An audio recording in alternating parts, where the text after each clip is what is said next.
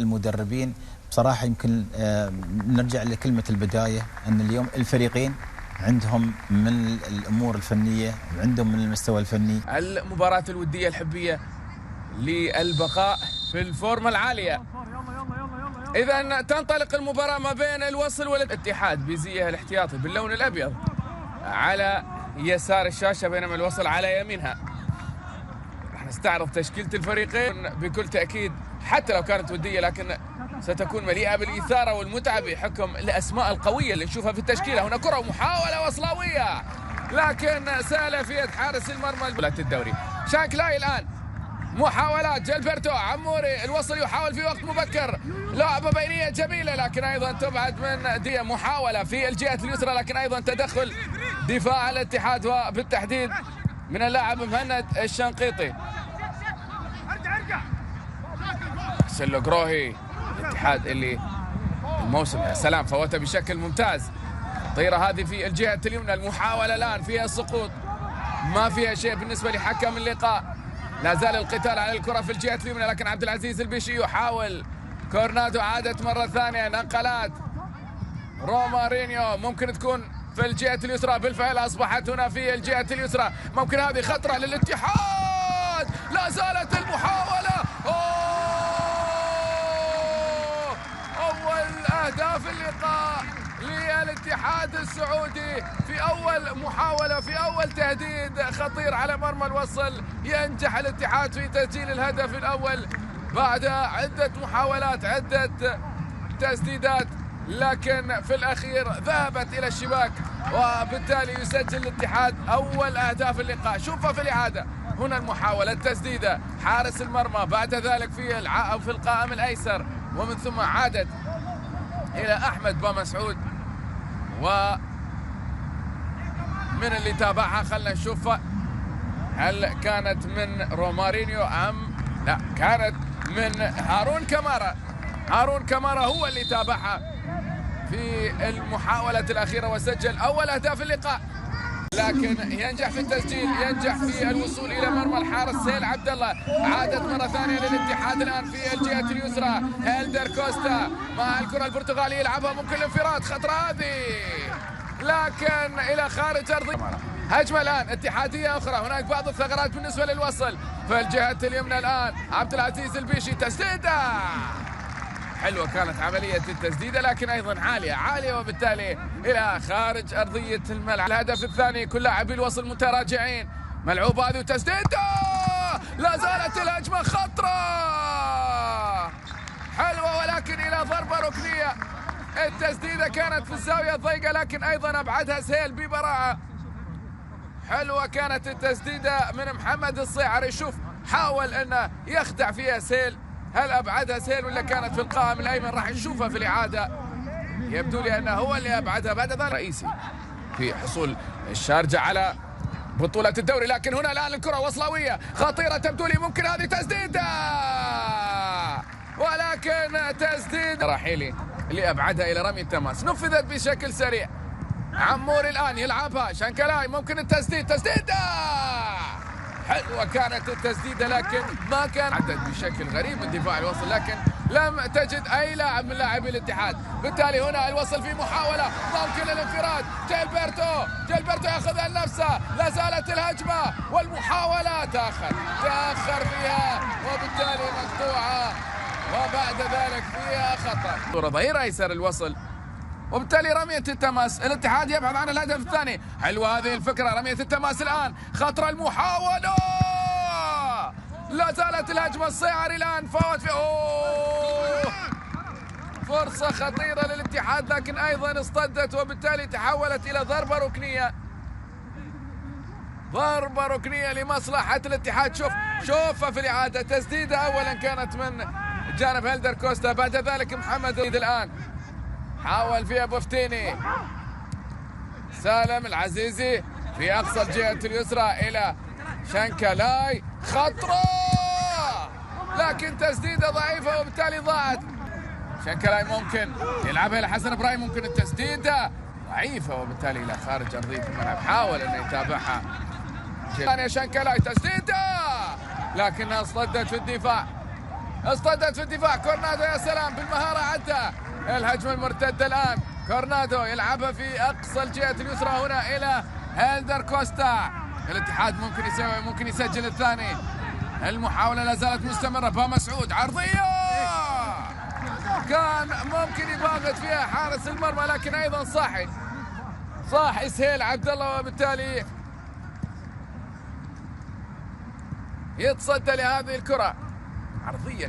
وعملية إغلاق المساحات حاضرة من جانب دفاع الاتحاد. خطأ واضح جدا من جانب محمد جابر. الآن أكثر من لاعب اتحادي في هذه الكرة، لكن يسقط فيها محمد الصيعري.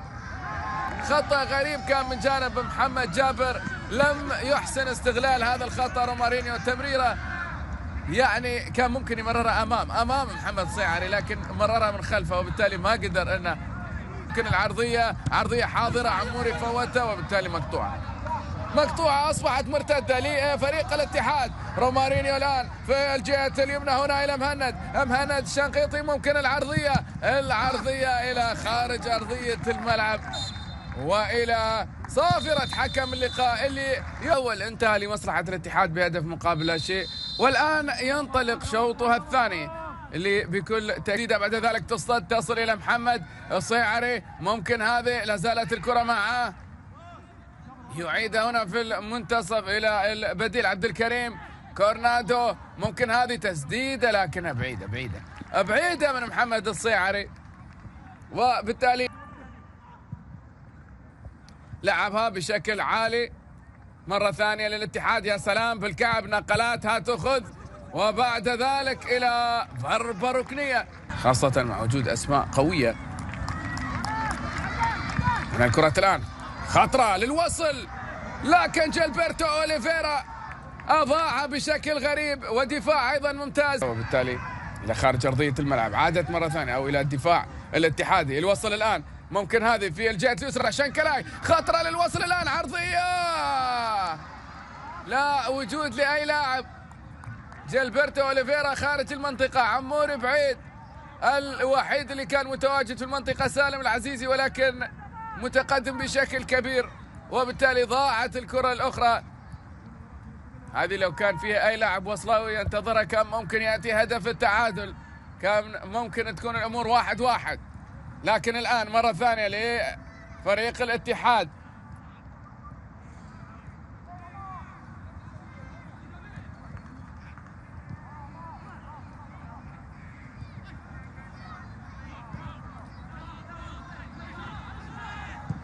عبد الله الجدعاني لعبها هنا إلى كورنادو.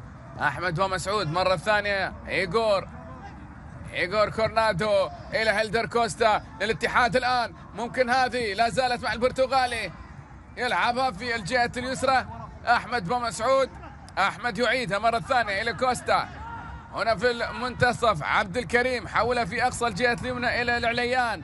العليان يحاول، ما قدر أنه يعدي، لكن لا زالت الكرة معه. الشنقيطي أيضا هنا يعيدها إلى الكابتن. نقلات اتحادية لا زالت، محاولات للاستمرار في الضغط على فريق الوصل. عبد الكريم المغربي يتأخر، يعيدها هنا إلى حارس مرماه.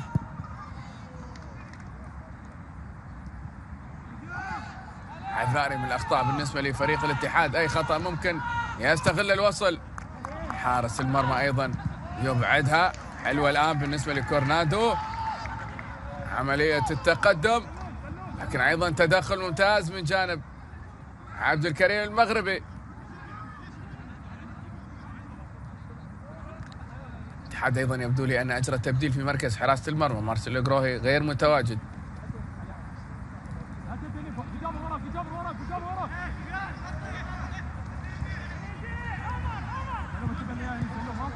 هنا الكرة الآن عادت مرة ثانية.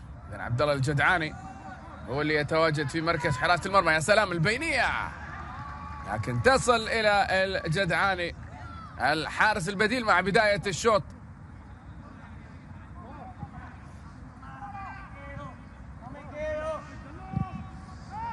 هنا الكرة الآن عالية إلى هارون كمارا، لكن أيضا تبعد. هنا تصل الصعري، ممكن هذه إلى هيلدر كوستا، لكن إلى خارج أرضية أو إلى مدافعي الوصل. محاولات كانت مستمرة من جانب الاتحاد. عموري الآن معاه الكرة، ممكن البينية يلعبها، لكن أيضا أحمد بن مسعود. مرة ثانية الشنقيطي تحول إلى منتصف الملعب وترك عبد الكريم. هنا إلى عمر هساوي، تأخر فيها. تدخل قوي من جانب جilberto أوليفيرا. أسامة الآن بالقدم اليسرى إلى حسن إبراهيم. شانكلا يحاول يسدد، تسديده الله!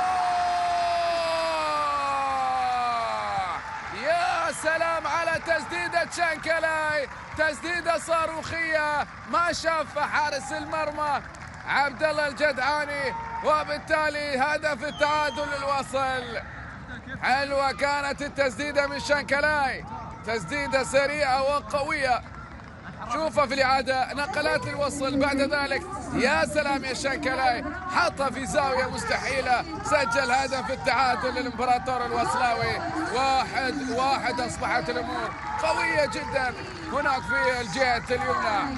شوفها في الإعادة، يا سلام يا شانكلاي، مباغتة قوية سريعة، وبالتالي يعلن عن هدف التعادل للوصل. أصبحت الأمور حذاري من الأخطاء. هيلدر كوستا يحاول. عموري مرة ثانية الآن يلعبها بشكل عالي ناحية جilberto أوليفيرا، ممكن هذه للوصل الآن، أبعدها في اللحظة الأخيرة. ركنية للوصل، ملعوبة وتعاد في الجهة اليسرى الآن. عرضية الوصل، خطرة، ضاعت الرأسية. الاتحاد هنا الكرة الآن، ممكن هذه مراوغة. يا سلام، هيلدر كوستا داخل المنطقة، لا زالت يحاول يعدي، يسقط بعد ذلك، ولكن ما فيها شيء. مجهود فردي بالنسبة للاعب البرتغالي. عادت مرة ثانية كورنادو الآن، حلوة يلعبها، ممكن هذه داخل المنطقة، ولكن تدخل من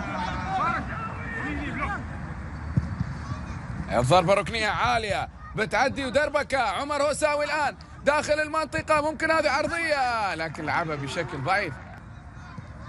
حذاري من الأخطاء. الجدعاني يبعدها بشكل عالي. عادت مرة ثانية للوصل الآن، المحاولة لا زالت، تسديدة، ولكن التسديدة إلى خارج أرضية الملعب. وصلت إلى العليان، ملعوبة حلوة هنا في المكان الخالي إلى هيلدر كوستا، يعدي فيها بسرعة. يا سلام، هيلدر كوستا يتدخل، وفيها خطأ خارج المنطقة. إيغور كورنادو يلعبها ويرفعها، خطرة، لكن أيضا تبعد من دفاع الوصل. لا زالت تبعد من دفاع الوصل، تبعد من دفاع الوصل الآن. ممكن هذه شانكلاي يحاول فيها، عودة مدافعي الاتحاد. ملعوبة حلوة هنا إلى حمدان، ممكن هذه الآن خطيرة للاتحاد، وإلى خارج أرضية الملعب. الثانية الآن الاتحاد في محاولة. أحمد بن مسعود هنا في الجهة اليمنى، يلعبها إلى العليان. العليان عالية بالراس، ولكن حارس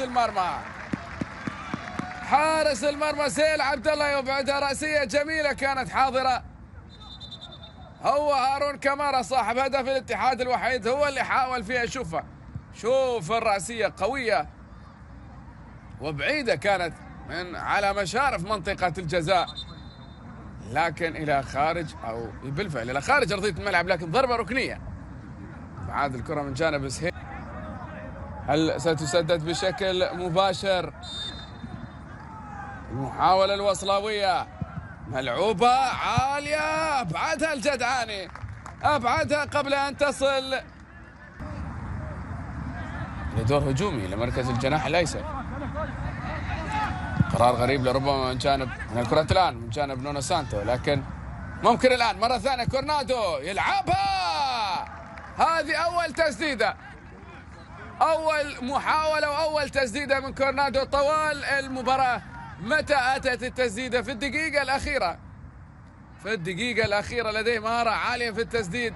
نستغرب أنا حتى ما فيها شيء بالنسبة لحكم اللقاء. عادت مرة ثانية حلوة، فوتها يا سلام كورنادو مرة ثانية. الآن بالنسبة للاتحاد كورنادو يحاول، رحمن صالح يحاول فيها.